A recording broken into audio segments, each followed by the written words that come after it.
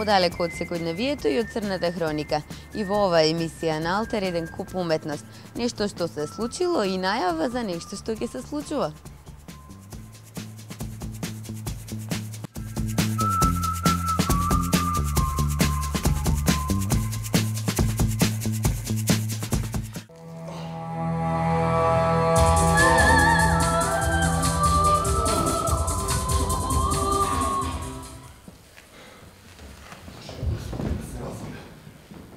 Звоне, ама не сме го чули. Јас го слушав цело време. Ајде, оди и погледни кој е.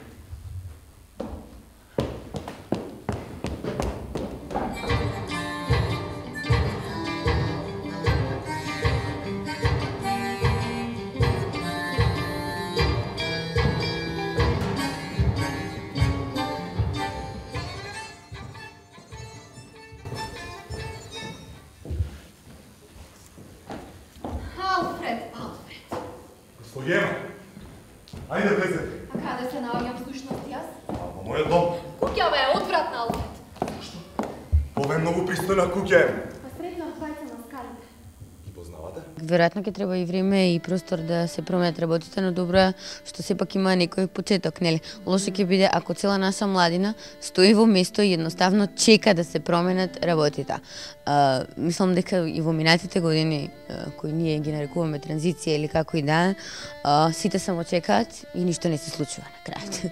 Значи, го поздравувам вашиот чекор напред. Да, се надевам дека и понатаму ќе работите. Ете, почнавте со вртелешка, дали ќе продолжите со нешто друго? Дали имате веќе некој план во главата да работите на нешто? Па, има. Тргнавме онака некако со baby steps. Баш поради тоа што во суштина немаме некој почетен капитал со кој што располагаме. Мислам дека вртелешка е представа која што уште не е доволно изиграна. Мислам дека она допрва бара своји гледачи и допрва ќе ја видат луѓе, барем се надеваме ги користиме сите можни начини да сврдиме внимание на себе си. Зборуваме за театарот, мора да поразговараме нели за театарската публика, односно кој доаѓа на театар, дали се вистински театарски љубители, дали се луѓе кои сакаат да бидат видени или се едноставно ученици кои ги донесле затоа што мораат да дојдат на театар. Па го има и тоа. Примерот кој што го спомнав со господја министерка, која што е најгледана представа моментално и која што е полни салата на МНТ центар, е еден пример кој што ни покажува за тоа на кое ниво е образована нашата театарска публика. Сега во овој случај не е крива публиката, туку е крив театарот. Театарот е слика на општеството. Театарот што ќе им понуди на публиката, таква ќе биде публиката. Значи ти си должен нив да ги образуваш.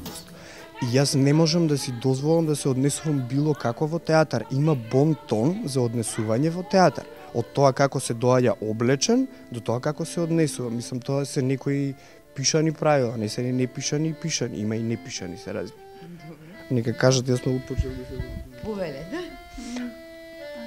Јас сакав исто да спомнам и за голотијата во театарот. Ева, например, во Вртелешка, мислам, кога игравме, слушнав секако коментари од стилот на, не знам, па тоа е премногу вулгарно, па тоа е невкусно и така натаму и така натаму.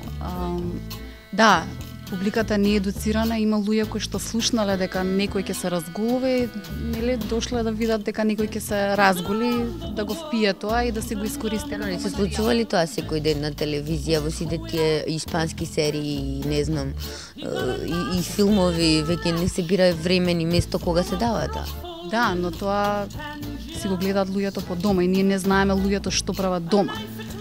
Но кога ќе дојдат тука, барем ние можеме да видиме што се случува и каква публика доаѓа да гледа. Значи, не знам, првите 2 вечери имавме стварно фантастична едуцирана публика, али другите 2 вечери беше страшно. Мислам, половина од публиката беше дојдена ради затоа што слушнале дека има голотија. Не ви рекла. Да, затоа што слушнав и такви коментари. Не е едуцирана публиката, затоа што голотијата во представите на право место, во прав текст и во прав контекст. Мислам, не можеш да дојдеш да гледаш нешто затоа што само ќе видиш. Не знам, јас тоа такви коментари. Се бившо кино Напредок си влече некој таков момент, самото место има таква останата енергија. Мислам дека не е тоа е проблем. А добро, ајде, во другите театри има ли некоја представа што ви се допаѓа, за која би рекла дека е во ред, дека оди кон некој напредок? Сам критики дадовме, да дадем и некоја пофалба. Не можам да дадам пофалба искрено затоа што јас не одам во театар. Јас од кога се запишав на факултет пристанав да одам во театар. Не знам како ќе ме сватат и колегите, навистина не сакам да одам. Представи од типот на Александар Македонски, од Филип втори, трети, стоти, Хамлет, типот такви представи мислам дека не им е времето. Постојат луѓе кои што не го добиле својот простор. Новите простори, новите сцени, логика на нештата постојат, се создаваат ради новите идеи, ради новите луѓе кои што има да кажат нешто ново. И правиле простор оние што веќе го имаат. Тие би им направиле простори на режисери, на сценографи, и на просто нели рековте дека сте актер. Што би им направиле, него ќе мораме.